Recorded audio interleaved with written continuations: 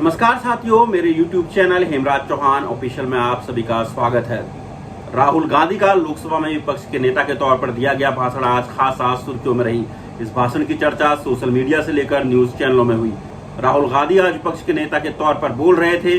जैसा कि पहले उम्मीद जताई जा रही थी, वो काफी आक्रामक होंगे। राहुल गांधी ने करीब 1 घंटा 42 मिनट तक लोकसभा में अपना संबोधन रखा। इस दौरान वो पीएम मोदी और उसकी सरकार पर खासे आक्रामक दिखे। उन्होंने कहा कि सरकार महंगाई के मोर्चे पर बुरी तरीके से विफल है और इससे महिलाओं में एक डर का माहौल पैदा हो रहा है। उन्होंने अग्निवीर स्कीम को लेकर भी सरकार को लताड़ा और कहा कि जब उनकी सरकार आएगी तो वो इस स्कीम को वापस ले लेंगे। इसके अलावा उन्होंने नीट एग्जाम का मुद्दा भी उठाया और कहा कि नीट एग्जाम को इस सरकार ने कमर्शियल बना दिया है। युवा साल भर तैयारी करते हैं, लेकिन युवाओं को पता नहीं है कि उनके साथ क्या होने वाला है। इसके अलावा उन्होंने मणिपुर की घटना का जिक्र भी किया और कहा कि सरकार मणिपुर की घटना पर पूरी तरह विफल रही है।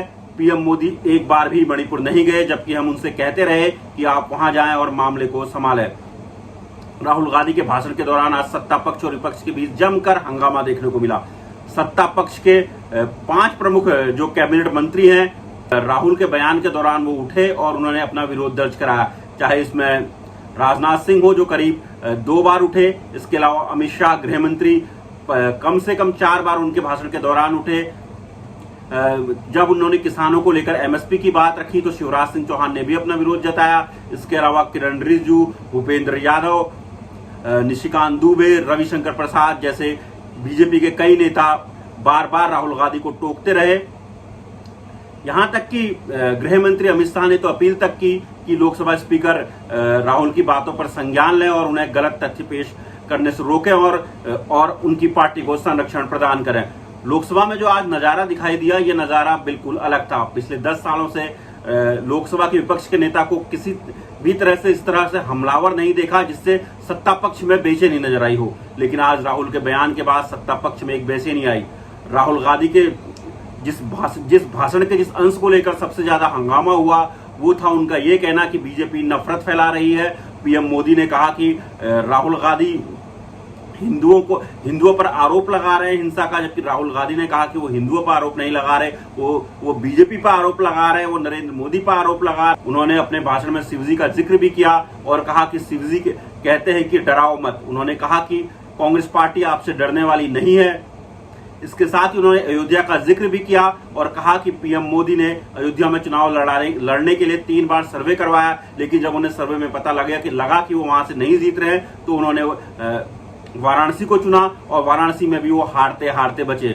राहुल गांधी आज काफी आक्रामक नजर आए। इस दौरान ओम बिरला ने उन्हें कई बार टोका और कहा कि राहुल गांधी से उम्मीद की जाती है कि विपक्ष के नेता के तौर पर संयमित तरीके से अपनी बातें रखें। राहुल गांधी ने आज एक बार फिर स्पीकर ओम बिरला से पूछा कि उनका माइक क्यों बंद हो गया है, तो राहुल गांधी ने इसके बाद कहा कि आप खुद देखिए मेरा माइक बंद है। और उसके बाद जैसे ही कैमरा ऑन हुआ तो उन्होंने कहा कि देखिए, उन्होंने एक चुटकी लेते हुए कहा कि मैं आपको दिखाता हूं कि कैसे कैमरा ऑफ होता है। इसके बाद जैसे ही उन्होंने शिवजी का पोस्टर उठाया भगवान शिव का, वैसे ही कैमरा ऑफ भी नजर आया।